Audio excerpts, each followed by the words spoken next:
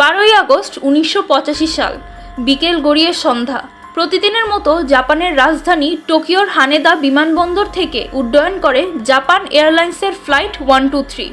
গন্তব্য ছিল ওসাকা। মাত্র 54 মিনিটের স্বল্প দূরত্বের একটি অভ্যন্তরীণ ফ্লাইট। বোয়িং 747SR মডেলের এই বিমানে ছিল 524 জন আরোহী, 509 জন যাত্রী এবং 15 জন ক্রু সদস্য।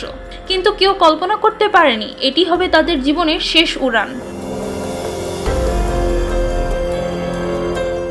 উড্ডয়নের 12 মিনিট পর স্থানীয় সময় সন্ধ্যা 6টা 24 হঠাৎ করেই বিমানের পেছনের অংশে একটা বিকট শব্দ শোনা যায়। পেছনের চাপ ধারণকারী বাল্ক হেড ভেঙে পড়ে যায়, যার ফলে দ্রুত ডিপ্রেসারাইজেশন ঘটে।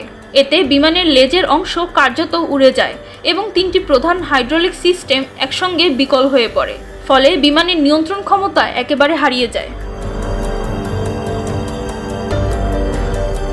পাইলট এবং ককপিট ক্রুরা তাদের অভিজ্ঞতার সর্বোচ্চ চেষ্টা দিয়ে বিমানটি নিয়ন্ত্রণে আনার চেষ্টা করেন, কিন্তু হাইড্রোলিক সিস্টেম ছাড়া একটি 747 জেট নিয়ন্ত্রণ করা কার্যত অসম্ভব। তবুও তারা বিমানটিকে আকাশে টিকিয়ে রাখতে সক্ষম হন পরবর্তী 32 মিনিট পর্যন্ত।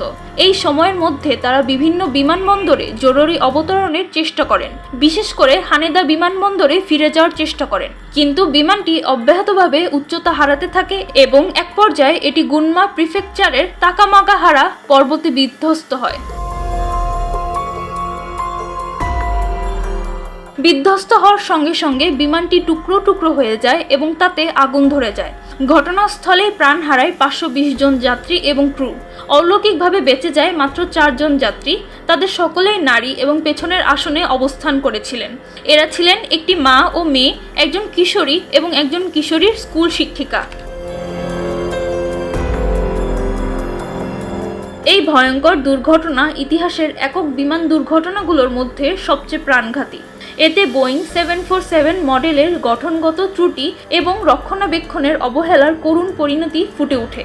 পরবর্তীতে জানা যায় 1978 সালে এই বিমানে একটি লেজ ধাক্কার ঘটনা ঘটে, যার ফলে পেছনের বাল্ক হেড ক্ষতিগ্রস্ত হয়েছিল।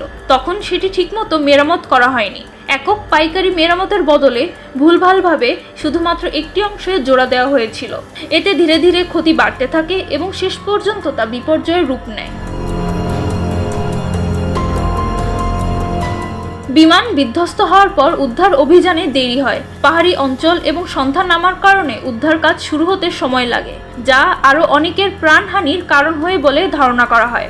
এক সেনা সদস্য পরে জানান, ঘটনাস্থলে পৌঁছানোর পর তিনি বেশ কয়েকজন জীবিত ব্যক্তিকে দেখেছিলেন, কিন্তু দেরির কারণে তাদের অনেকে পরবর্তীতে মৃত্যুবরণ করেন। এই দুর্ঘটনার ফলে জাপান সরকার এবং আন্তর্জাতিক বিমান সংস্থাগুলোর মধ্যে চরম সতর্কতা ছড়িয়ে পড়ে। বিমানের কাঠামোগত ত্রুটি, রক্ষণাবেক্ষণ পদ্ধতি এবং পাইলট প্রশিক্ষণের মান নিয়ে ব্যাপক পরিবর্তন আনা হয়। বোয়িং কোম্পানিও তাদের বিমানের ডিজাইন এবং সার্ভিস প্রোটোকল নিয়ে পর্যালোচনা করে। ব্ল্যাক বক্সের রেকর্ডিং থেকে জানা যায়, ক্যাপ্টেন মাসা তাকাহামা এবং তার ক্রুরা শেষ পর্যন্ত চেষ্টা চালিয়ে গেছেন। তাদের সাহস, দায়িত্ববোধ এবং আত্মত্যাগ সারা বিশ্বের বিমান চালক সমাজে প্রশংসিত হয়।